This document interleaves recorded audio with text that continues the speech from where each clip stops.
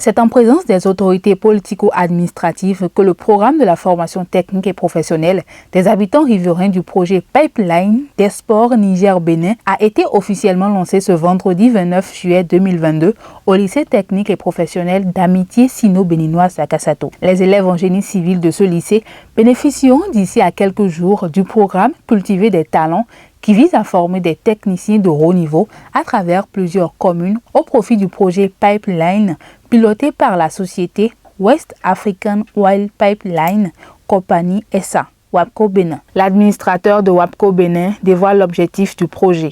Notre société West African Oil Pipeline Bénin Company exploite pleinement le potentiel du management local et profite des avantages et du dynamisme du personnel local afin que chacun exploite pleinement ses compétences. Ce programme est relatif à la formation technique et au bien-être public des habitants le long du pipeline. Le contenu comprend la formation professionnelle normale et la formation technique dont WAPCO aura besoin ultérieurement. La durée pour cette formation sera 2 ans.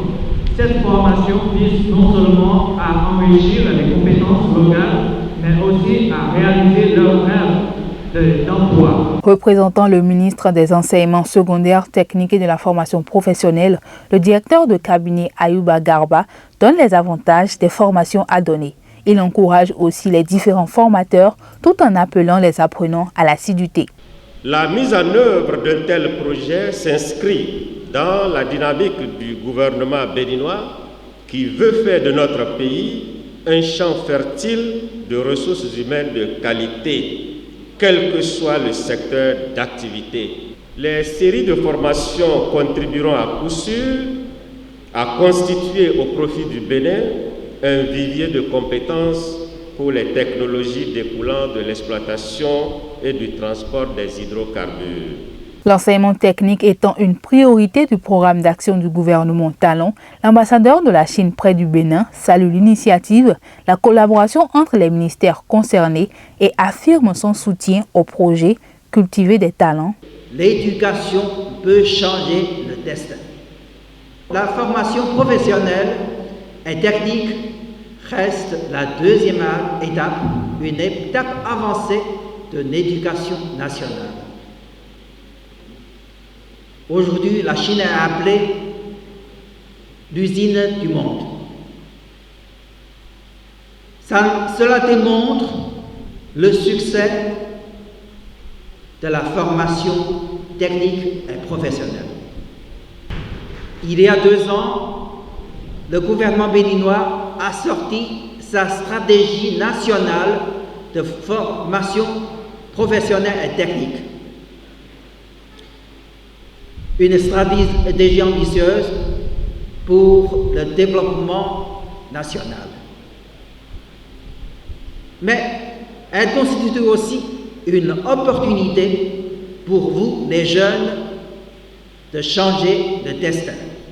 Au terme de la cérémonie de lancement du projet, les apprenants livrent leurs impressions. Nous aimerions que, dans le temps à la longue, que le Bénin, grâce à ce projet, se développe un peu plus davantage afin que nous puissions sortir de la pauvreté. Alors, je suis contente. Moi, j'ai toujours aimé apprendre des trucs à la main, des trucs concrets. Je remercie la Chine d'avoir pensé à nous et d'avoir fait tout cet effort-là pour permettre notre développement et pour notre bien-être. Je suis vraiment content pour l'opportunité que les Chinois nous offrent. C'est un grand plaisir pour nous de collaborer avec eux. J'espère que cette formation va apporter beaucoup à mon pays, le Bénin, et qu'on pourra nous aider à enfin se développer comme l'on espère tant. Le programme Cultiver des talents initié par WAPCO Bénin en collaboration avec le ministère des Enseignements secondaires, techniques et de la formation professionnelle et le ministère de l'eau et des mines va couvrir 6 communes tout le long du projet Pipeline avec plus de 600 personnes à former. C'est ainsi parti pour 2 ans de mise en œuvre de cette formation technique des jeunes.